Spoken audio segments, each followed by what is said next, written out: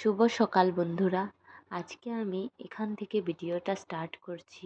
আমার হাজব্যান্ড সকাল সকাল লাইনে চলে গেছে, সেজন্য আমি ভাবছিলাম যে সব বিছনা ঠিক করে আমি স্নান করে এসে পুজো দিয়ে তারপর রান্নাঘরে যাব। সেজন্য আমি আগে বিছনাটা গুছিয়ে নিচ্ছি। এমনিতে তো চা খেয়ে এসেছি, আর এখন বিছনাটা গুছিয়ে স্নানে যাব। আপনাদের যদি ভালো লাগে অবশ্যই কষ্ট করে ভিডিওটা অল্প পুরা দেখবেন। আর এখন আমি স্নান করতে যাচ্ছি, এসে দেখা হবে। এখন আমি স্নান করে চলে এসেছি রান্নাঘরে। আর এদিকে আমি ভাত চাপিয়ে দিলাম, এখনো হয় নাই ভাত। আর এদিকে আমি আজকে বানাবো কচুর শাক।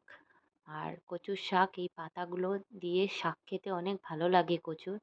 আর এদিকে ঝিঙ্গা কেটে রেখেছি, মাছ দিয়ে বানাবো। আর এদিকে নিয়ে চলে এসেছে রুই মাছ।